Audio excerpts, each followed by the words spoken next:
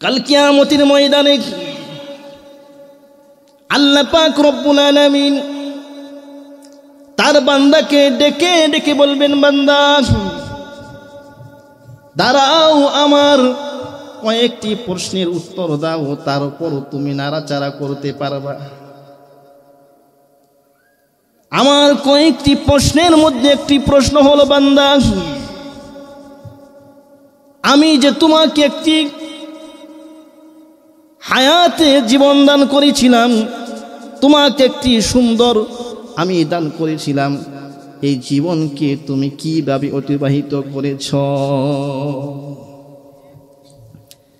বিশেষ করে যৌবনের দিনগুলো, চাকচিক্যের দিনগুলো, আনন্দ উল্লাসের দিনগুলো কিভাবে তুমি অতিবাহিত করেছ?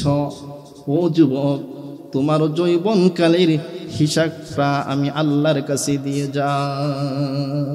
বালাগাল উলা বিকামালিহি কাশাফাদ দুজা বিজামালিহি হাসুনাত জামিউ খিসালিহি সাল্লু আলাইহি ওয়া আলিহি। বালাগাল উলা বিকামালিহি কাশাফাদ দুজা বিজামালিহি হাসুনাত জামিউ খিসালিহি সাল্লু আলাইহি ওয়া আলিহি। মদিনা মদিনা মুমিনু কিন গুনগুনানা দিদারে মদিনা হাইহি আশিকু কি তামান্না। বালাগাল উলা বিকামালিহি কাশাফাদ দুজা বিজামালিহি হাসুনাত জামিউ খিসালিহি সাল্লু আলাইহি ওয়া আলিহি। हजर में शजर में तेरे रंग बूहे जदर दखता हो मौला उधर तू है। ला इलाहा इल्लल्लाह মাশাআল্লাহ। লা ইলাহা, সবাই বলি লা ইলাহা ইল্লাল্লাহ, লা ইলাহা ইল্লাল্লাহ, লা ইলাহা ইল্লাল্লাহ, লা ইলাহা ইল্লাল্লাহ, লা ইলাহা লা ইলাহা ইল্লাল্লাহ মুহাম্মাদুর রাসূলুল্লাহ সাল্লাল্লাহু আলাইহি ওয়াসাল্লাম। আলহামদুলিল্লাহ। হযরত আবু হুরায়রা রাদিয়াল্লাহু তাআলা আনহু ইসলামিয়া মাদ্রাসার ইসলামী মহাসম্মেলনের মান্যবর সভাপতি এবং আমন্ত্রিত উলামায়ে কেরাম, আমার সামনে উপবিষ্ট অনেক দূর দূরান্ত থেকে ইসলামী তাওহীদি জনতা, সকলকে জানাই আমার মনের গহীন থেকে ইসলামী সম্ভাষণ ও মুবারকবাদ। সেই মহান মনিবের দরবারে শুকর আদায় করেছি, যেই মহান রব্বুল আলামিন আমাদেরকে অত্যন্ত মহাব্বত করে ভালোবেসে করুণা করে জান্নাতের এক বাগানে দ্বীনি কথা শোনার জন্য, কুরআন ও হাদিসের কথা শোনার জন্য যেই মালিক আমাদেরকে একত্র করে দিলেন, সেই মহান মনিবের দরবারে সকলেই মন উজাড় করে মুহাব্বতের সহিত একবার কালিমাতে শুকর আদায় করি। সকলেই বলি আলহামদুলিল্লাহ। এখানে কোরআন ও হাদিসের আলোচনা হোক, আপনারা শুনতে পেরে খুশি না বেজার? কম না বেশি? মনে হয় না? আলামত আপনাদের দেখে বোঝা যায় না। যদি আপনারা খুশি হতেন তাহলে এই প্যান্ডেল ভরপুর হয়ে যেত কিনা? কথা বলেন। খুশির একটা আলামত থাকে, যখন মানুষ খুশি হয়ে যায়, আনন্দিত হয়ে যায়। কিছু মানুষ খুশিতে কেঁদে ফেলে, কথা বলেন, হয় কিনা এরকম? কিছু মানুষ খুশিতে গড়াগড়ি শুরু করে দেয়। আপনারা যে খুশি হতেন, এই এলাকার সকল মানুষ এখানে এসে কোরআন হাদিসের বয়ান শুনতো কিনা? আল্লাহ পাক আমাদের সকলকে বোঝার তৌফিক দান করে সকলে বলে আমিন। সেই মহান রব্বুল ইজ্জতের দরবারে আবারও শুকর আদায় করে সকলে বলি আলহামদুলিল্লাহ। একবার মহান রবের বরত্ব আদায় করে সকলে বলি আল্লাহু আকবার। আরেকটু আওয়াজ করবি আল্লাহু আকবার। মুহতারাম হাজির, যতটুকু আলোচনা হবে আমার মনোযোগ সহকারে শুনতে হবে। অনেক ভাই বলে থাকে যে এত ওয়াজ নসিহত হয়, তথাপিও মানুষ কেন আমলে আসে না, আমল কেন করে না, মানুষ কেন পরিবর্তন হয় না, বলে কিনা? কথা বলেন। পরিবর্তন আসার না আসার কারণ হলো যে আমরা পরিবর্তনের নিয়তে ওয়াজ নসিহত শুনি না। কথা বলেন। এক নম্বর কারণ হচ্ছে আমরা নিয়তকে সহি করি না। এখানে আসি শুধু শুনি বক্তা কীরকমভাবে ওয়াজ করে, কীভাবে ঢং করে, এগুলো দেখার জন্য আসি, কিন্তু পরিবর্তনের নিয়তে যেহেতু আমরা আসি না, এই জন্য এত ওয়াজ নসিহত শোনার পরেও আমাদের মধ্যে পরিবর্তন আসে না। কথা বলেন ঠিক কিনা? নিয়তকে সহি করে নিতে হবে। আমি এখানে আসছি, শুনবো, শুনে মানবো, আমার জীবনকে পরিবর্তন করাবে, কিন্তু মনোযোগ সহকারে শুনে না। কথা বলেন। এদিক সেদিকই মনোযোগ, কিন্তু মনোযোগ সহকারে না শোনার কারণে আপনার শুনলেন কিন্তু ফায়দা হয় না। কথা বলেন। আপনার তখনই ওয়াজ নসিহত শোনার পরে আপনার ফায়দা হবে, আপনার আমলের আসবে, যখন আপনি কোরআন হাদিসের আলোচনাগুলো মনোযোগ সহকারে শুনবে। তাহলে আমরা যখন ওয়াজ নসিহত শুনব তখন আরেকটি আমল করতে হবে, তখন আমরা মনোযোগ সহকারে শুনব। কথা বলেন। আরেকটি হলো আমরা চুপ থেকে কোনো আওয়াজ করব না, মনোযোগ সহকারে শুনবো এবং চুপ থেকে আলোচনাগুলো শুনব। তাহলে আমাদের মধ্যে কি আসবে? ফায়দা আসবে, আমাদের মধ্যে পরিবর্তন আসবে। এক নম্বর বলছিলাম কি, আমলের নিয়তে শুনতে হবে। 2 নম্বর মনোযোগ সহকারে শুনতে হবে। 3 নম্বর চুপ থেকে শুনতে হবে। হ্যাঁ, কখনো যদি আলহামদুলিল্লাহ সুবহানাল্লাহ বলতে হয় তখন বলবেন, কিন্তু যখন আলোচনা শুনবেন তখন চুপ থেকে মনোযোগ সহকারে শুনবো। পারবো ইনশাআল্লাহ। আল্লাহ পাক আমাদের সকলকে তৌফিক দান করে সকলেই বলে আমিন। মুহতারাম হাজিরিন, আমি যে আপনাদের সামনে কোরআন কারীমের একখানা আয়াতে কারিমা তেলাওয়াত করেছি, আয়াতে রব্বুল আলামিন 2টি বিষয় সম্পর্কে আলোচনা করেছেন। কয়টি বিষয় সম্পর্কে? এক হলো হুকুকুল্লাহ তথা আল্লাহর হক। 1 নম্বর কি? কথা বলতে হবে। 1 নম্বর কি? আল্লাহর হক। 2 নম্বর হচ্ছে হুকুকুল ইবাদ, বান্দার হক। 2 নম্বর কি? বান্দার হক। এই 2টি বিষয় সম্পর্কে এই আয়াতে কারিমা আল্লাহ তাআলা আলোচনা করেছে।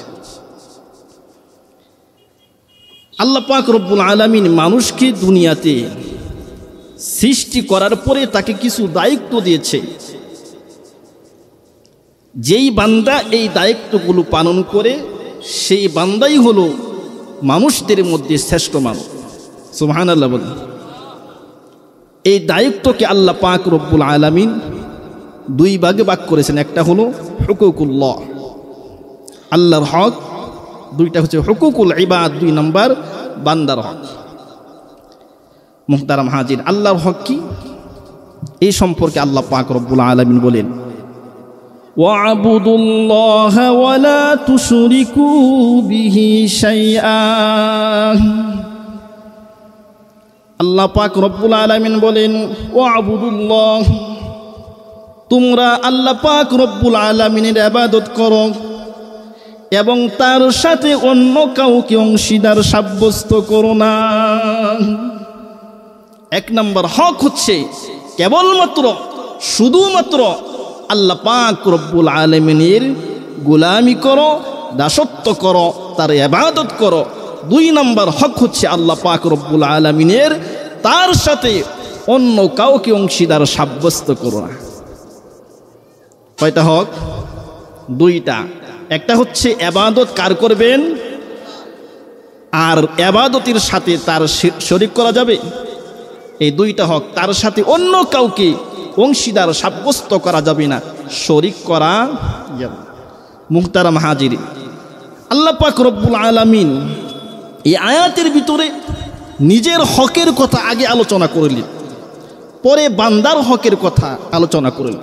এখন প্রশ্ন হতে পারে, হুজুর আল্লাহ পাক কেন নিজের হকের কথা আগে আলোচনা করলেন, পরে কেন বান্দার হকের কথা আলোচনা করলেন? প্রশ্ন জাগে কি না? এই প্রশ্নের জবাব হচ্ছে, বান্দার হক সংক্রান্ত আলোচনার পূর্বে আল্লাহ পাক রব্বুল আলামিন নিজের হক তথা ইবাদত বন্দেগী তাওহীদের কথা, একত্ববাদের কথা এই জন্য আল্লাহ পাক রব্বুল আলামিন আলোচনা করেছেন। তার বেশ কিছু তাৎপর্য রয়েছে, তার মধ্যে একটা হচ্ছে কোনো মানুষের অন্তরে যদি আল্লাহর ভয় এসে যায়, কোনো বান্দা যদি আল্লাহর হুকুম মানে আল্লাহর ইবাদত করে, তাহলে ওই বান্দারি দ্বারা দুনিয়ার অন্য অন্য হক আদায় করার আশা করা যায়। কথা বলেন, যেই বান্দার অন্তরে আল্লাহর ভয় রয়েছে, আল্লাহকে ভয় করে আল্লাহর হুকুম মানে আল্লাহর ইবাদত করে, ওই বান্দা আত্মীয় স্বজনের হককে আদায় করে, মা বাবার হক আদায় করে, সন্তানের হক আদায় করে, প্রতিবেশীর হক আদায় করে। কথা বলেন ঠিক কিনা? আর যদি কোনো বান্দার অন্তরে আল্লাহর ভয় না থাকে, ইবাদত বন্দেগী করে না, আল্লাহর হুকুম মানে না, আল্লাহর নাফরমানিতে লিপ্ত থাকে, ওই বান্দারে দ্বারা দুনিয়ার অন্য অন্য হক আদায় করার আশা করা যায় না। ওই বান্দা নিজের মার হক আদায় করে না, বাবার হক আদায় করে না, ভাইয়ের হক আদায় করে না, বোনের হক আদায় করে না, ওই বান্দা প্রতিবেশীর হক আদায় করে না। কথা বলেন, যার ভিতরে তাকওয়া নাই, আল্লাহর ভয় নাই, এমন মানুষকে যদি আপনার এলাকার মেম্বার বানান, আপনার এলাকার চেয়ারম্যান যদি হয়ে যায়, তাহলে সেই ব্যক্তি গম চুরি করে খাবে। কথা বলেন, কেননা তার অন্তরে আল্লাহর ভয় নাই, তাকওয়া নাই, আল্লাহর হুকুম মানে না। এই জন্য ওই ব্যক্তি ফকির মিসকিনের হকগুলো মেরে খাবে। কথা বলেন ঠিক কিনা? এমন মানুষকে যদি আপনার এলাকার এমপি বানান, তাহলে রাস্তাঘাটে টাকা মেরে খাবে, কেননা ওই ব্যক্তির অন্তরে আল্লাহর ভয় নেই, তাকওয়া নাই, এই জন্য রাস্তাঘাটের টাকা মেরে খাবে। আর যদি সেই ব্যক্তি তাকওয়াওয়ালা হয়, পরহেজগার হয়, ওই এমপি সাহেব যদি নামাজি হয়, আল্লাহর ইবাদত ঠিকমত আদায় করে, তাহলে ওই জনগণের হক সঠিকভাবে আদায় করবে। কথা বলেন ঠিক কিনা?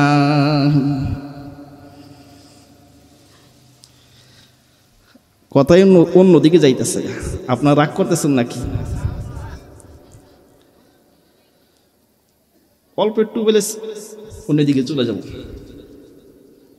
নেতা হওয়ার জন্য কিছু যোগ্যতা লাগে। কি লাগে বলবো? এক নাম্বার নেতা হওয়ার জন্য যোগ্যতা হলো, যিনি নেতা হবেন তিনি পুরুষ হতে হবে। কথা বলেন, যিনি নেতা হবে কি হবে? তিনি কোনো মহিলা নেতা হতে পারে না। এটা আমার কথা না, আল্লাহ পাক রব্বুল আলামিন বলেন, আর রিজালু কাওয়ামুনা আলান নিসা, মহিলারা পুরুষের অধীনস্থ থাকবে। কিন্তু আমাদের দেশের অবস্থা হচ্ছে, আমরা হচ্ছে যুগালি আর নারীরা হচ্ছে রাজমিস্ত্রি। কথা বলেন, অথচ নেতা হওয়ার জন্য যোগ্যতা লাগবে, সেটা হলো পুরুষ হতে হবে। কি হতে হবে? আরেকটা যোগ্যতা বলিস, আমার আলোচনা দিকে যাই, যেহেতু আইসা গেছে এই জন্য বলতেছি। আরেকটা হচ্ছে, যিনি নেতা হবেন তিনি পরহেজগারী তাকওয়াওয়ালা হতে হবে। কোনো জালেম ব্যক্তি রাষ্ট্রীয় ক্ষমতা, রাষ্ট্রীয় নেতৃত্ব দিতে পারে না। কোনো জালেম ব্যক্তি রাষ্ট্রীয় ক্ষমতার প্রধান হতে পারে না। কথা বলেন, হযরত ইব্রাহিম আলাইহিস সালাতু ওয়াস সালামকে আল্লাহ পাক রব্বুল আলামিন তিনি পরীক্ষা নিলেন। পরীক্ষা নেওয়ার পরে আল্লাহ পাক রব্বুল আলামিন বললেন, ইব্রাহিম, আমি তোমাকে মানুষের নেতা বানাইব। কি বানাবো? আল্লাহ পাক রব্বুল আলামিন যখন এই কথা বলে দিলেন, ক্বালা ইন্নী জাইলুকা লিন-নাসি ইমামা, নিশ্চয় আমি তোমাকে মানুষের নেতা বানাইব, সকল মানুষের নেতা তুমি হবা। সাথে সাথে ইব্রাহিম আলাইহিস সালাতু ওয়াস সালাম বললেন, আমার সন্তানদের মধ্য থেকেও, আমার বংশধরের মধ্য থেকেও আপনি নেতা বানায়েন। আল্লাহ বলে দিলেন, ওই ব্যক্তির জন্য আমার এই ওয়াদা নাই, যেই ব্যক্তি জালেম তারও জন্য আমার এই ওয়াদা নাই। তাহলে বোঝা যায় যেই ব্যক্তি জালেম হবে, যেই ব্যক্তি অত্যাচারী হবে, সেই ব্যক্তি নেতা হতে পারে না। কথা বলেন, নেতা হওয়ার জন্য এক নম্বর যোগ্যতা হলো যে পুরুষ হইতে হবে। দুই নম্বর যোগ্যতা হলে কোনো জালেম ব্যক্তি নেতা হতে পারবে না। কথা বলেন। মুহতারাম হাজিরিন, আমি বলতেছিলাম আল্লাহ পাক কেন নিজের হকের কথা আগে আলোচনা করলেন? একটা প্রশ্ন জাগে, আল্লাহ পাক এই জন্য নিজের হকের কথা আগে আলোচনা করলেন। কোন বান্দা যদি আল্লাহর ইবাদত করে, আল্লাহর হুকুম মানে তাকওয়াওয়ালা হয়ে যায়, তাহলে ওই বান্দারে দ্বারা অন্য অন্য হক আদায় করা সম্ভব। এই জন্য আল্লাহ পাক রব্বুল আলামিন নিজের হকের কথা আগে আলোচনা করলেন। কি করলেন?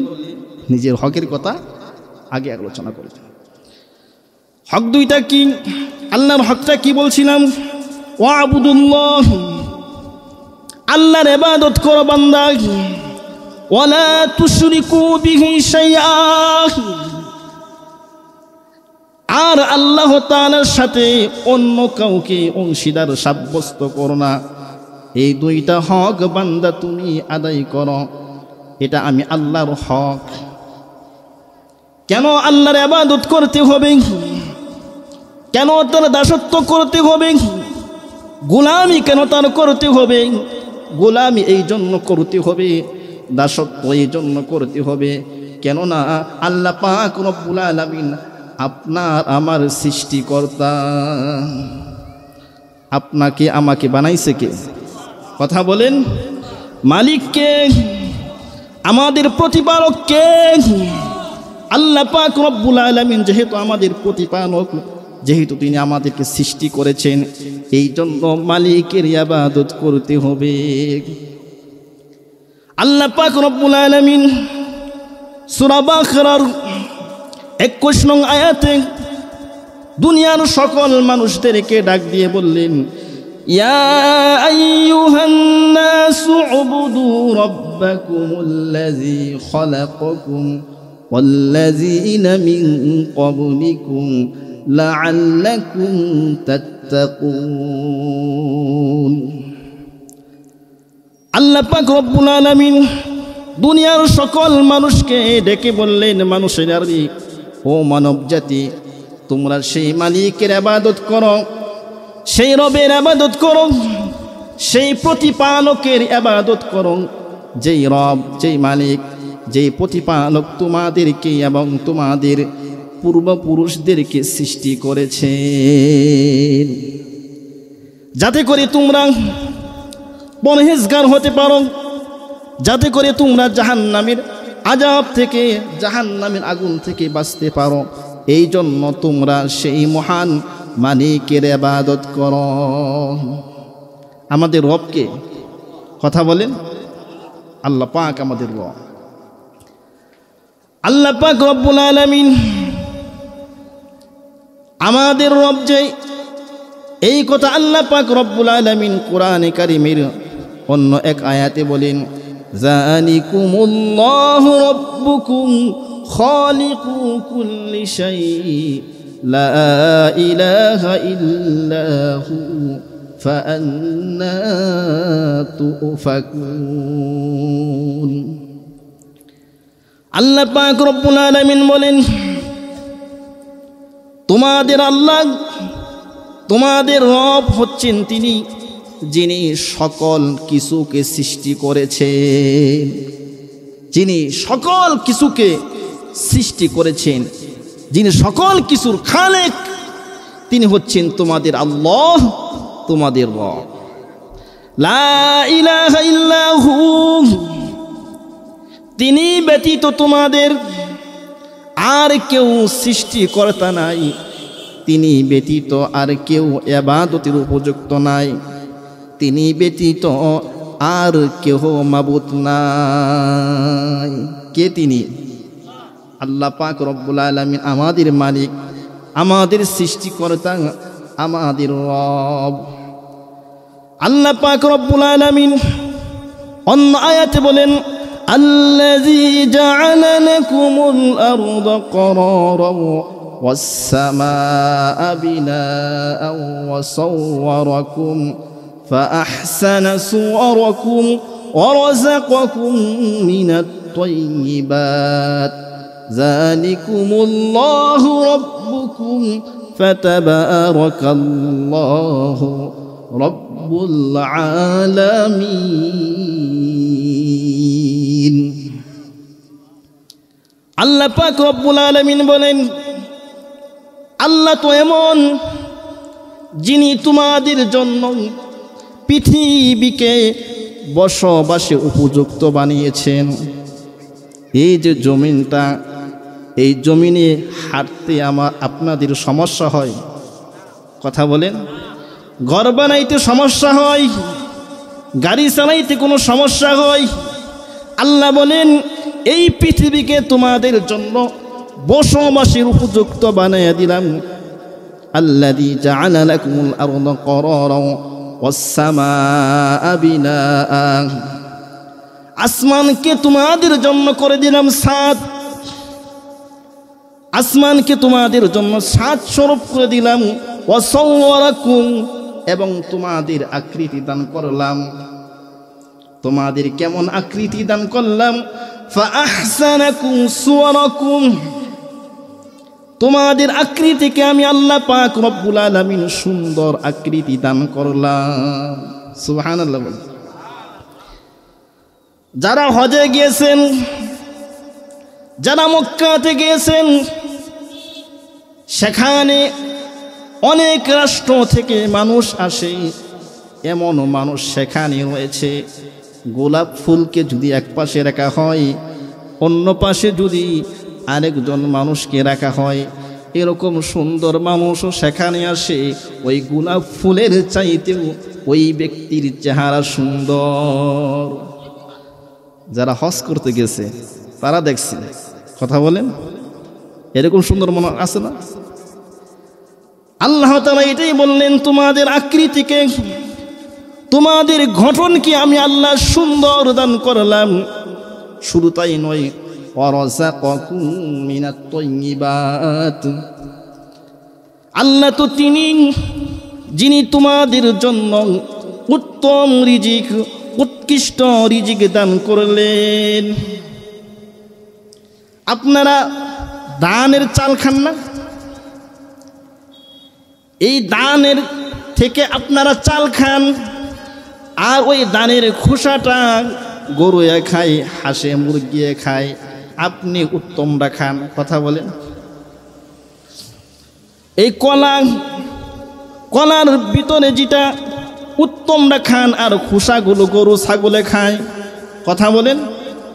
এটাই আল্লাহ বললেন ওয়ারাযাকাকুম মিনাত তাইয়্যিবাত, আল্লাহ তো তিনি যিনি তোমাদের জন্য উত্তম রিজিকের, উৎকৃষ্ট রিজিকের ব্যবস্থা করে দিয়েছেন। যালিকুমুল্লাহু রাব্বুকুম, আল্লাহ তোমাদের রব, তোমাদের মালিক। ফাতাবারাকাল্লাহু রব্বুল আলামিন,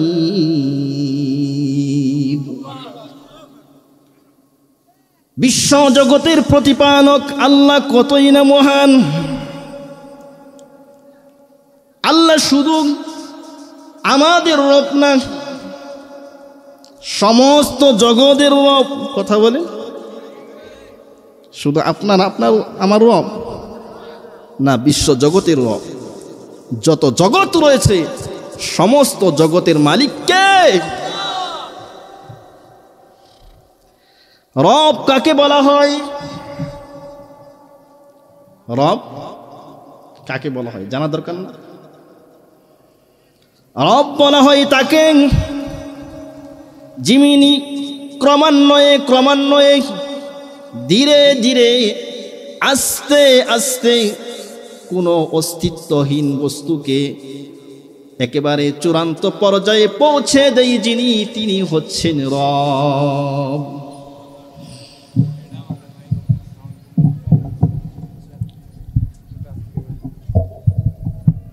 একটু সাউন্ড বাড়ান। হচ্ছেন তিনি যিনি অস্তিত্বহীন কোনো বস্তুকে, যেই বস্তুর কোনো অস্তিত্বই ছিল না, এমন বস্তুকে অস্তিত্ব এনে ক্রমান্বয়ে ধীরে ধীরে আস্তে আস্তে একেবারে উন্নতির চূড়ান্ত পর্যায়ে পৌঁছে দেয় যিনি, তিনি হচ্ছেন রব। তিনি কে? আমাদের কোনো অস্তিত্ব ছিল? কথা বলেন। আমাদের নাম নিশানা পর্যন্ত ছিল না। আপনাদের নাম যদি কারো আব্দুল্লাহ হয়, আপনি যখন দুনিয়াতে আসেন নাই, আপনাকে কেউ কি আব্দুল্লাহ বলে ডাকছে? আব্দুল করিম বলে কেউ আপনাকে ডাকে নাই। দুনিয়াতে আপনার নাম পর্যন্ত ছিল না। কে আনলেন দুনিয়াতে? কে? আল্লাহ আপনাকে দুনিয়াতে আনলেন। আমরা দুনিয়াতে আমাদের নাম নিশানা পর্যন্ত ছিল না। আল্লাহ পাক রব্বুল আলামিন সূরা দাহারের শুরুতে বলেন, হাল আতা আলাল ইনসানি হিনুন মিনাদ দাহরি লাম ইয়াকুন শাইআন মাযকুরা। আল্লাহ পাক রব্বুল আলামিন বলেন, অবশ্যই মানুষের এমন একটা কাল, এমন একটা সময় অতিবাহিত হয়েছে, মানুষ উল্লেখযোগ্য বস্তু বলে কিছুই ছিল না। এই আয়াতের শুরুতে আল্লাহ হাল ব্যবহার করেছেন। হালের তাফসীর করা হয়েছে, মুফাসসিরিন কেরাম করেছেন। হাল অর্থ বমানা কদ, অবশ্যই মানুষের এমন একটা সময়, এমন একটা কাল অতিবাহিত হয়েছে, মানুষ উল্লেখযোগ্য বস্তু বলে কিছুই ছিল না। এখানে হাল ইনসানের দুইটি অর্থ রয়েছে। এক নাম্বার অর্থ হচ্ছে এই ইনসান দ্বারা হযরতে আদম আলাইহিস সালাতু ওয়াস সালামকে বোঝানো হয়েছে। কাকে কাকে বোঝানো হয়েছে? হযরতে আদম আলাইহিস সালাতু ওয়াস সালামকে বোঝানো হয়েছে ইনসান দ্বারা। তখন আয়াতের অর্থ হবে অবশ্যই হযরতে আদম আলাইহিস সালাতু ওয়াস সালামের এমন একটা সময়, এমন একটা বয়স অতিবাহিত হয়েছে, হযরতে আদম আলাইহিস সালাতু ওয়াস সালাম উল্লেখযোগ্য বস্তু বলে কিছুই ছিল না। কতকাল তিনি উল্লেখযোগ্য বস্তু বলেছিলেন না। হযরতে আদম আলাইহিস সালাতু ওয়াস সালাম প্রথমে মাটি ছিল। কি ছিল? আল্লাহ পাক রব্বুল আলামিন ফেরেশতাকে নির্দেশ দিলেন, এক মুষ্টি মাটি নিয়ে আসো। সেই মাটিটা কেমন মাটি জানেননি? পোড়া মাটি ছিলেন না? পোড়া মাটির মতো। লাকাদ খালাকনাল ইনসানা মিন সালসালিন কাল ফাখখার। আল্লাহ বলেন অবশ্যই আমি মানুষকে সৃষ্টি করেছি পুরা মাটির নেই, ঠনঠনা মাটি দিয়া, শুষ্ক মাটি দিয়া। এরকম মাটি আল্লাহ পাক রব্বুল আলামিন ফেরেশতাকে বললেন আনো। এক মুষ্টি মাটি আনা হলো। সেই মাটি থেকে মাটির খামিরা বানাইলেন। আপনারা রুটি বানান না? রুটির প্রথম কি করে? খামিরা বানায়। এরকম মাটি দ্বারা মাটির খামিরা বানানো হলো। এই মাটির খামিরাকে 1 বৎসর না 2 বৎসর না 40,000 বৎসর মাটির খামিরাতে রেখে দিলেন। অতঃপর 40,000 বৎসর পরে মাটির খামিরা থেকে মাটির পুতুল বানাইলেন। আদম আলাইহিস সালাতু ওয়াস সালামের আকৃতি বানাইলেন। সেই আকৃতি 1 বৎসর না 2 বৎসর না 40,000 বৎসর সেই মাটির আকৃতিতে আল্লাহ পাক আদমকে রেখে দিলেন। 40,000 বৎসর পরে আল্লাহ পাক রব্বুল আলামিন হযরত আদম আলাইহিস সালাতু ওয়াস সালামের ভিতরে রূহ ফুঁকে দিলেন। তার উপরে হযরত আদম আলাইহিস সালাতু ওয়াস সালাম নড়াচড়া শুরু করলেন। সুবহানাল্লাহ বলেন। এই আদমকে ডাক দিয়ে আল্লাহ বললেন, হাল আতা আলাল ইনসানি হিনুম মিনাদ দাহরি লাম ইয়াকুন শাইআন মাযকুরা। অবশ্যই হযরত আদম আলাইহিস সালাতু ওয়াস সালামের এমন একটা সময়, এমন একটা কাল অতিবাহিত হয়েছে, হযরত আদম আলাইহিস সালাতু ওয়াস সালামের উল্লেখযোগ্য বস্তু বলে কিছুই ছিল না। মাটি, মাটি থেকে খামিরা, তারপরে মাটির পুতুল, তারপরে সে হযরত আদম আলাইহিস সালাম হলেন। এই আদম আলাইহিস সালামকে আল্লাহ ডাক দিয়ে বললেন, তুমি তো উল্লেখযোগ্য বস্তু বলে কিছুই ছিল না। ইনসানের আরেকটি অর্থ হচ্ছে দুনিয়াতে যত মানুষ হয়েছে এই সমস্ত মানুষকে বোঝানো হয়েছে। তখন অর্থ হবে দুনিয়ার সকল মানুষের এমন একটা সময়, এমন একটা কাল অতিবাহিত হয়েছে মানুষ উল্লেখযোগ্য বস্তু বলে কিছুই ছিল না। আমরা কিন্তু মাটি থেকে হই নাই। আমরা কি সরাসরি মাটি থেকে হয়েছি? এই আয়াতের যে আয়াত তেলাওয়াত করলাম সূরা দাহারির শুরুতে, তারপরের আয়াতে আল্লাহ তাআলা বলেন, হাল আতা আলাল ইনসানি হিনুম মিনাদ দাহরি লাম ইয়াকুন শাইআন মাযকুরা ইন্না খালাকনাল ইনসানা মিন নুতফাতিন আমশাজ। আল্লাহ বলেন, আমি মানুষকে 2 বীজের মিশ্রণের মাধ্যমে সৃষ্টি করেছি। এই মানুষ দ্বারা আমাদেরকে বোঝানো হয়েছে। এই মানুষ দ্বারা কাদের বোঝানো হয়েছে? মা এবং বাবা, অর্থাৎ নারী এবং পুরুষের দুই বীজের মিশ্রণের মাধ্যমে আল্লাহ পাক রব্বুল আলামিন মানুষকে সৃষ্টি করেছেন।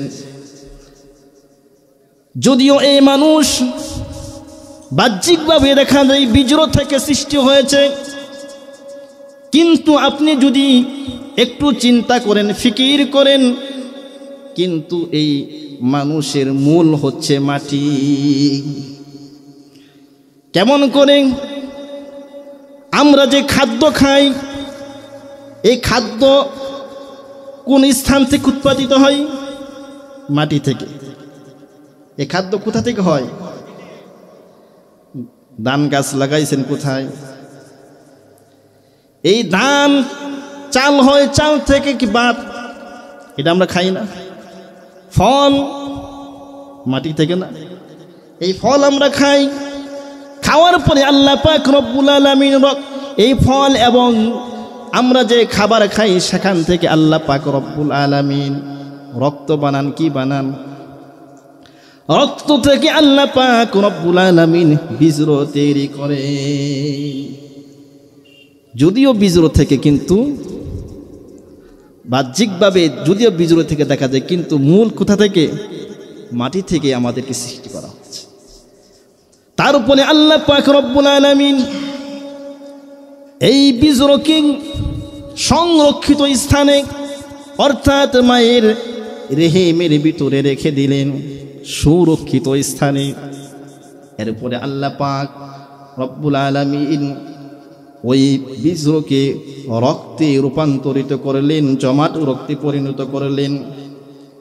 তারপরে আল্লাহ পাক রব্বুল আলামিন রক্ত থেকে গুস্তু বানাইলেন, গুস্তু থেকে আল্লাহ পাক রব্বুল আলামিন হাড্ডি বানাইলেন, হাড্ডির মধ্যে আল্লাহ পাক রব্বুল আলামিন গুস্তর আবরণ দিলেন।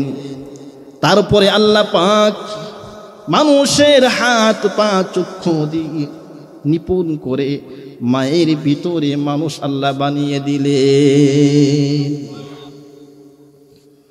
120 দিন পরে আল্লাহ পাক রব্বুল আলামিন ওই যে মায়ের পেটের ভিতরে বাচ্চা, তার ভিতরে রূহ দিয়ে দেন।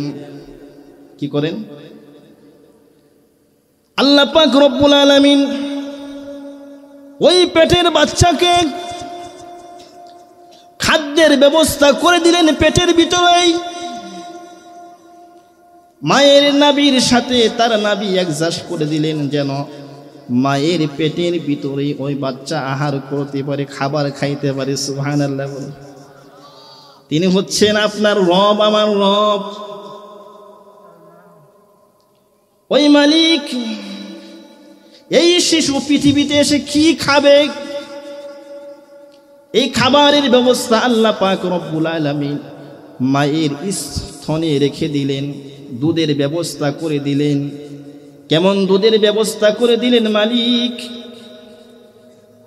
ওই স্তনের সূক্ষ্ম সূক্ষ্ম ছিদ্র দিলেন, দুধকে এরকম করলেন অতি ঠান্ডাও না অতি গরমও না, যাতে করে শিশুর কষ্ট হয় এমনও করে দিলেন না।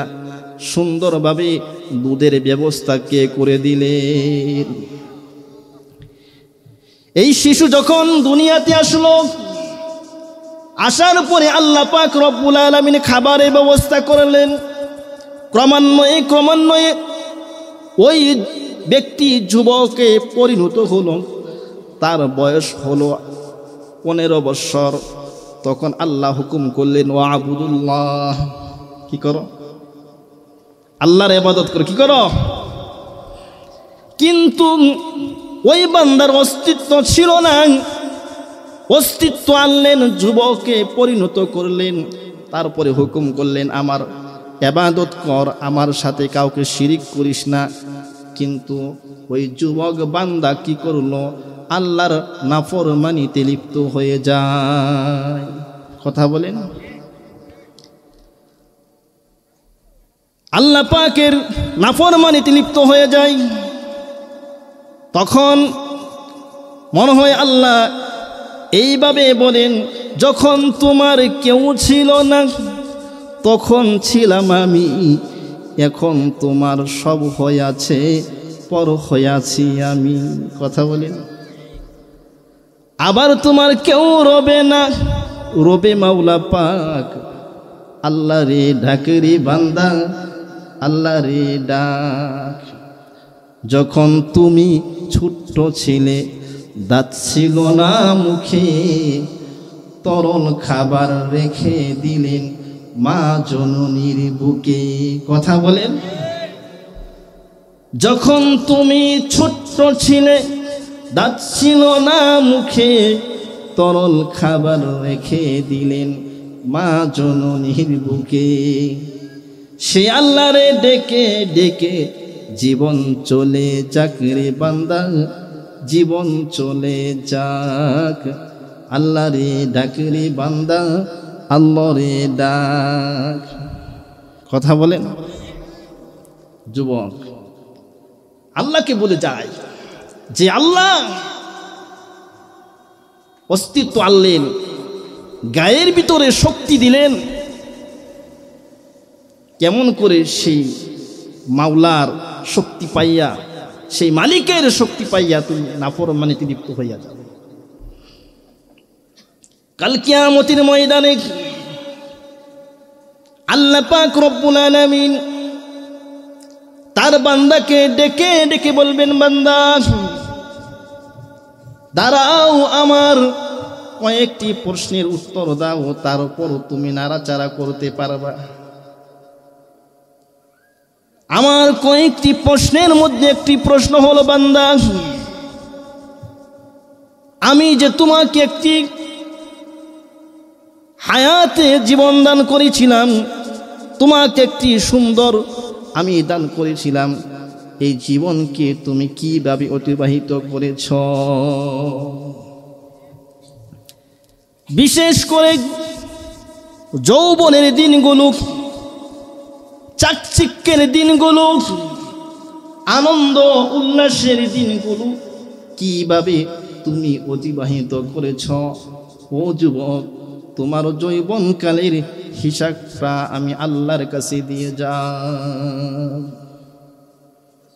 তাহলে বোঝা যায় আল্লাহ পাক রব্বুল আলামিন আমাদের কাছে আমাদের জীবনের হায়াতের হিসাব চাইবেন। কথা বলেন। বিশেষ করে যৌবনকালের হিসাব আল্লাহ পাক রব্বুল আলামিন আমাদের কাছ থেকে গ্রহণ করবেন। এই জন্য আল্লাহ পাক রব্বুল আলামিন যুবকের যৌবনকে পবিত্র রাখার জন্য, যৌবনকে হেফাজত করার জন্য আল্লাহ পাক রব্বুল আলামিন বলেন, ওয়ালা তাকরাবুজ জিনা ইন্নাহু কানা ফাহিশা। আল্লাহ পাক রব্বুল আলামিন বলেন, তোমরা জানা ব্যভিচারের নিকটেও যেও না।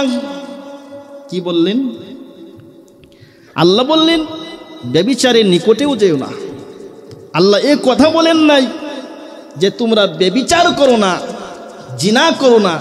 আল্লাহ বলছেন ব্যভিচার, জানা এটা তো করা দূরের কথা, এর নিকটেও যাবি না। কি বললেন?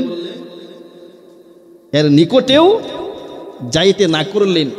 এটা করা তো অনেক দূরের বিষয়, যে ব্যভিচার জানা এর নিকটেও তুমি যাবা না। অর্থাৎ ও যুবক, এমন কাজ তুমি করবা না যে কাজ তোমাকে ব্যভিচারের দিকে নিয়ে যায়, জিনার দিকে নিয়ে যায়, অন্যায়ের দিকে নিয়ে যায়, পাপাচারীর দিকে নিয়ে যায়। এমন কাজ যুবক তুমি করবা না। আমাদের সমাজে গান বাজনা হয় না? কথা বলেন। বিবাহ বাড়িতে হয় না আপনাদের দিকে? সেখানে ডেক্স বাজাইয়া তারা নাকা গান হয় কি না? আর আমাদের ছেলেমেয়েরা, যুবক যুবতীরা সেখানে নাচে কি না? কথা বলেন। গান হয় কি না? রসিক বোমারও তুমি আইলা না, ফুলের মধু খাইলা না। কথা বলেন, বলে কি না? যখন বিবাহ অনুষ্ঠানে গান হয় আর গানের শব্দগুলো মানুষকে জানার দিকে আকৃষ্ট করে, সেখানে যুবক এবং যুবতী নাচানাচি করে, ওই গানটা কিন্তু প্রকৃতপক্ষে জিনা না, সরাসরি জিনা নাকি? নাচানাচিটাও সরাসরি জিনা না, কিন্তু ওই গান এবং নাচানাচি ওই যুবক এবং যুবতীকে এক সময় বেবিচারের দিকে ওই জিনার মধ্যে ঢুকিয়ে দিবে। কথা বলেন, গান তো অনেক শুনলাম, অনেক নাচানাচি করলাম, আর তো আজ্ঞাই বলবো কি না? ও যুবক, মোবাইল ফোনে ওই যে গার্লফ্রেন্ড কই নাকি, গার্লফ্রেন্ডের সাথে আপনি আলাপ করলেন রাত্রের গভীরে ঘন্টার পর ঘন্টা, এটা কিন্তু জিনা না, কিন্তু এই কথাটা আপনাকে এক সময় ওই দুইজনকে মিলাইয়া দিবে, জিনার ভিতরে ঢুকাইয়া দিবে। কথা বলেন। আরেকটি বাস্তব কথা বলে যাই, কোন ব্যক্তি যদি কারোর সাথে মোবাইল ফোনে আলাপ করে, কোন যুবক যদি যুবতীর সাথে মোবাইল ফোনে আলাপ করে, এক সময় ওই যুবতীকে দেখতে মনে চায়। কথা বলেন, যার কথা শুনলেন তাকে দেখতে মন চায় না? হযরত মূসা আলাইহিস সালাতু ওয়াস সালাম দলিল দিতেছে আপনাদেরকে, দেখতে যে মনে চায়। আল্লাহর সাথে কথা বলতো কিনা? কথা বলেন, কথা বলতো আল্লাহর সাথে। হযরত মূসা আলাইহিস সালাতু ওয়াস সালাম কথা সুন্দর লাগে, মজা লাগে। এক সময় আল্লাহ কি বলল, আল্লাহ তোমাকে দেখতে মনে চায়। কথা বলেন, বলছে কি না? এরকম ভাবে যুবক যদি যুবতীর সাথে অবৈধভাবে মোবাইল ফোনে আলাপ করে, এক সময় ওই যুবক যুবতীকে বলবে তোমাকে দেখতে মনে চায়। কথা বলেন, দেখার পরে বলবো আরেকটু আজ্ঞাই। এইভাবে ওই কথাটা প্রথমে কথা শুরু করলো, এই কথা আর কথা থাকবে না। ওই যুবককে এক সময়, ওই যুবতীকে এক সময় জিনার ভিতরে ঢুকিয়ে দিবে। কথা বলেন। এই জন্য যুবক, ও আমার যুবক ভাইয়েরা, তোমার যৌবনকে পবিত্র রাখার জন্য, তোমার যৌবনকে হেফাজত করার জন্য আল্লাহ পাক রব্বুল আলামিন বললেন, লা তাকরাবুজ জিনা, ও বান্দা বেবিচার জিনার নিকটেও যেও না। অবৈধভাবে মোবাইল ফোনে আলাপ করো না। নাচানাচির অনুষ্ঠানে তুমি যুবক অংশগ্রহণ করো না। এগুলো এক সময় তোমাকে বেবিচারের মধ্যে ঢুকিয়ে দিবে। আল্লাহর হাবিবের সুন্নাহ, পবিত্র সুন্নাহ তাকিদ দিয়েছেন। এক শ্রেণীর যুবককে আল্লাহ পাক রব্বুল আলামিন কাল কিয়ামতের ময়দানে আল্লাহর আরশের ছায়া ছাড়া কোনো ছায়া থাকবে না। ওই ছায়ার ভিতরে, ওই প্যান্ডেলের ভিতরে ভিআইপিদের স্থান হবে, নবী রাসূলদের স্থান হবে, শহীদদের স্থান হবে। যেই যুবক তার যৌবনকে পবিত্র রেখেছে, আল্লাহর বয়ে গুনাহ করিনি, কোনো উচ্চ, কোনো সুন্দরী রমণী তাকে বেবিচারের আহ্বান করেছে, আসো আমার সাথে খারাপ কাজ করবি, আমার সাথে গুনাহ করবি, আয় আয়।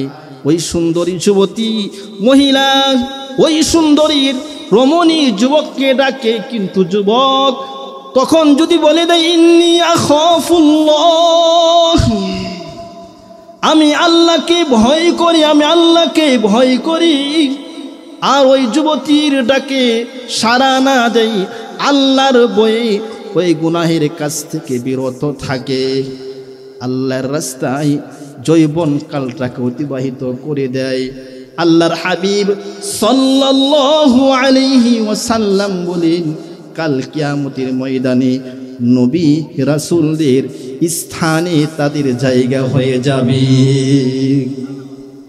একটু আওয়াজ দিয়ে বলি সুবহানাল্লাহ। ও যুবক, আমরা কি সেই প্যান্ডেলে থাকতে চাই কিনা? তাহলে গুনার কাজ করা যাবে, ব্যভিচার করা যাবে, এমন কাজ করা যাবে যেই কাজ করলে ব্যভিচারের দিকে নিয়ে যায়, গুনাহের দিকে নিয়ে যায়, এরকম কাজ যুবক করা যাবে না। প্রিয় ভাইয়েরা আমার, বন্ধুরা আমার, আল্লাহ পাক আমাদেরকে অনেক মায়া করে মোহাব্বত করে সৃষ্টি করেছেন। ক্রমান্বয়ে আস্তে আস্তে ধীরে ধীরে আমাদেরকে যৌবন কানলেন। তারপরে দুইটা আল্লাহর হুকুম বলে দিলেন। এক নাম্বার, ওয়াবুদুল্লাহ, আল্লাহর ইবাদত করো, ওয়ালা তুশরিকু বিহি শাইআন, আল্লাহ তাআলার সাথে অন্য কাউকে অংশীদার সাব্যস্ত করো না। যদি আল্লাহ তাআলার ইবাদত করি আর যদি অন্য কাউকে অংশীদার সাব্যস্ত না করি, তাহলে আমার কি হবে? আল্লাহর হাবিবের সাহাবী হযরতে মুআজ রাদিয়াল্লাহু তাআলা আনহু থেকে বর্ণিত, তিনি বলেন, আমি একদা রাসূল কারীম সাল্লাল্লাহু আলাইহি ওয়াসাল্লামের গাদার পিছনে বসা ছিলাম। এমন সময় নবীজি বললেন, হে মুআজ, বান্দার উপরে আল্লাহর হক কি এবং আল্লাহর উপরে বান্দার হক কি তুমি কি জানো?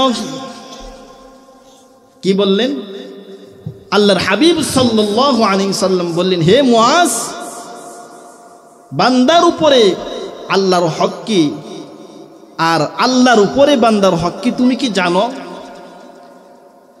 মুআজ বললেন রাদিয়াল্লাহু তাআলা আনহু, তিনি বললেন, আল্লাহ এবং আল্লাহর রাসূলই ভালো জানেন। এরপরে নবীজি আমার বললেন, ইন্না হাক্কাল্লাহি আলাল ইবাদি আন ইয়াবুদুহু ওয়া লা তুশরিকু বিহি শাইআন, বান্দার উপরে আল্লাহর হক হলো বান্দা কেবলমাত্র শুধুমাত্র আল্লাহ তাআলার ইবাদত করবে, তার সাথে অন্য কাউকে অংশীদার সাব্যস্ত করবে না, শরীক করবে না। ওয়া হাক্কাল ইবাদি আলাল্লাহি আন ইউআযযিবা মান লা ইউশরিকু বিহি, আর আল্লাহর উপরে বান্দার হক হলো আল্লাহ পাক রব্বুল আলামিন ওই বান্দা যেই বান্দা আল্লাহর সাথে অন্য কাউকে অংশীদার সাব্যস্ত করবে না, আল্লাহ পাক রব্বুল আলামিন তাকে কিয়ামতের ময়দানে জাহান্নামের আগুন দিয়ে শাস্তি দিবেন না। সুবহানাল্লাহ। যদি আল্লাহর সাথে শিরিক না করি, আল্লাহর ইবাদত করি, তাহলে আল্লাহ পাক রব্বুল আলামিন নিজের উপর হক আবশ্যক করে নিয়েছেন, কিন্তু আল্লাহর উপর কোনো কিছু আবশ্যক না, নিজেই নিজের উপর কি করেছেন? আবশ্যক করে নিয়েছেন। আল্লাহ বলেন, ওই বান্দাকে আমি জাহান্নামের আগুনে পোড়াবো না।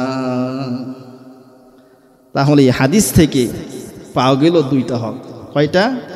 এই হাদিস থেকে দুইটা হক পাওয়া গেল। এক নাম্বার, আল্লাহর ইবাদত করা, তার সাথে অন্য কাউকে অংশীদার কি করা? সাব্যস্ত না করা। মুহতারাম হাজিরিন, আল্লাহর ইবাদত, এই ইবাদতের মধ্যে সর্বপ্রথম ইবাদত হলো, সর্বপ্রথম হক হলো আল্লাহ তাআলার প্রতি ঈমান আনা। কি আনা? আল্লাহর উপর কি আনা? ঈমান আনা।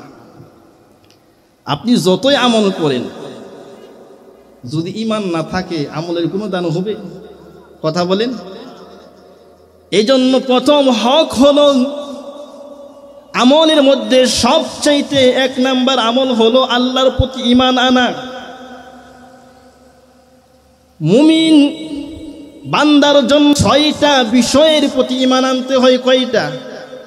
কথা বলেন, 6টা বিষয়ের প্রতি ঈমান আনতে হবে। তার মধ্যে প্রথমটা হলো আল্লাহর প্রতি ঈমান আনা। কার প্রতি? আল্লাহর প্রতি ঈমান আনা। আল্লাহ পাক রব্বুল আলামিন তার সাথে যে ঈমান আনতে হবে, তার উপর ঈমান আনতে হবে, এই বিষয়ে সমস্ত মুমিনদেরকে ডাক দিয়ে বললেন, ইয়া আইয়ুহাল্লাযীনা আমানু আমিনু বিল্লাহি ওয়া রাসূলিহি ওয়াল কিতাবিল্লাযী নাযালা আলা রাসূলিহি। হে দুনিয়ার মুমিনরা, তোমরা আল্লাহ তাআলার প্রতি ঈমান আনো। কি করো? আল্লাহ মুমিনকে ডাক দিয়ে বল, মুমিনরা রে, তোমরা সর্বপ্রথম আল্লাহ তাআলার প্রতি ঈমান আনো এবং তোমরা সেই রসূলের প্রতি ঈমান আনো, তার রসূলের প্রতি ঈমান আনো এবং তার ওই কিতাবের প্রতি ঈমান আনো যেই কিতাব নাজিল করা হয়েছে তার রসূলের উপর। কয়টা বিষয়ের প্রতি ঈমান আনতে হবে? 6টা। প্রথমটা কি? আল্লাহর প্রতি ঈমান আনতে হবে। প্রিয় ভাইরা আমার, এই যে আল্লাহর হক, এই হককে দুনিয়ার মধ্যে বাস্তবায়ন করার জন্য, এই একাত্মবাদের আওয়াজকে দুনিয়ার মধ্যে প্রচার করার জন্য, আল্লাহর সাথে শিরিক করা যাবে না, এই হক প্রতিষ্ঠা করার জন্য আল্লাহ পাক রব্বুল আলামিন মানুষের নিকটে 315 জন রসূল, 1,24,000 নবী দুনিয়ার বুকে পাঠিয়েছে। তারা এসে মানুষদেরকে বলেছেন, তোমরা শুধুমাত্র এক আল্লাহর ইবাদত করো, তার সাথে অন্য কাউকে অংশীদার সাব্যস্ত করো না। আল্লাহ তাআলা বলেন, ওয়ালাকাদ বা'আসনা ফি কুল্লি উম্মাতির রাসূলান আন ইবুদুল্লাহা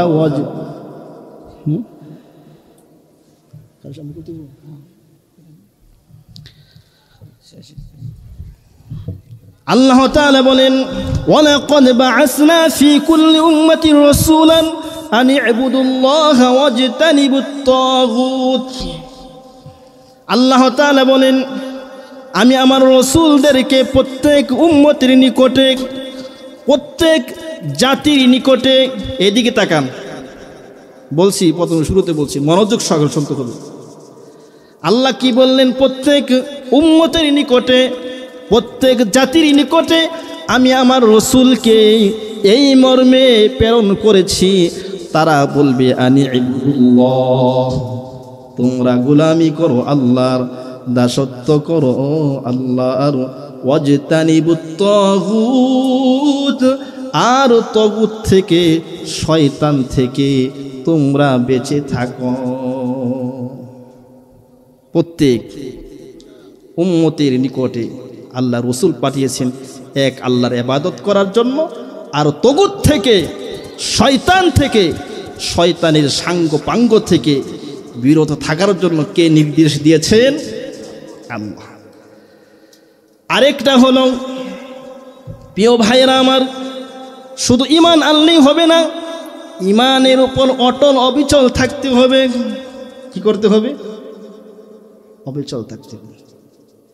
কেমন অবিচল থাকতে হবে? একজন মহিলার দৃষ্টান্ত আল্লাহ কুরআনে কারিমে পেশ করেছেন। কি মহিলার দৃষ্টান্ত? কাদের সামনে?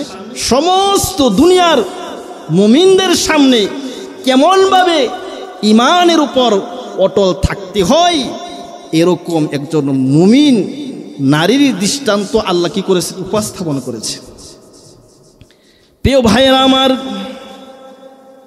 সেই নারী হলো, সেই মহিলাটি হলেন হযরতে আসিয়া। কে? হযরতে আসিয়া যখন আল্লাহর প্রতি এবং মূসা আলাইহিস সালাতু ওয়াস সালামের প্রতি ঈমান আনলেন, সংক্ষিপ্ত করে দিচ্ছি, হযরতে আসিয়া যখন ঈমান আনলেন, ফেরাউন রাগান্বিত হয়ে গেলেন, ক্ষুব্ধ হয়ে গেলেন। একটু মনোযোগ সহকারে শুনবেন কেমন করে একজন নারীর দৃষ্টান্ত আল্লাহ কোরআনে পেশ করলেন।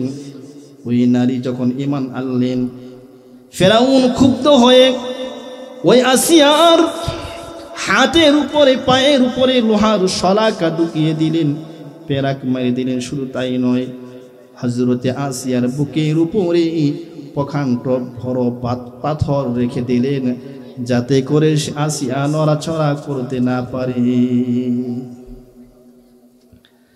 হযরতে আসিয়া যাতে নড়াচড়া করতে না পারে, এমন সময় আল্লাহ পাকের কাছে তিনি বললেন, হে আল্লাহ, তুমি আমাকে তোমার নিকটে জান্নাতে একটি ঘর বানাইয়া দাও, আর সেই ফেরাউন থেকে আমাকে মুক্তি দাও, তার দুষ্কর্ম থেকে, তার শাস্তি থেকে আমাকে মুক্তি দাও, আর জালিম সম্প্রদায় থেকে আমাকে মুক্তি দাও। আল্লাহ তাআলা হযরতে আসিয়ার দোয়াকে কবুল করে নিলেন। আল্লাহ পাক রব্বুল আলামিন এমন সময় হযরতে আসিয়ার সামনে জান্নাতকে তুলে ধরলেন। তাফসীরের কিতাবে পেয়েছি হযরতে আসিয়াকে জীবিত অবস্থায় জান্নাতে তুলে নেওয়া হয়। সুবহানাল্লাহ। এরকম ঈমানের উপর অটল অবিচল থাকতে হবে। যত নির্যাতন, যত জুলুম আসুক না কেন, তথাপিও ঈমান সারা যাবে। জেল হইলে সারা যাবে, জুলুম হইলে সারা যাবে। ঈমানের উপর অটল অবিচল থাকতে হবে।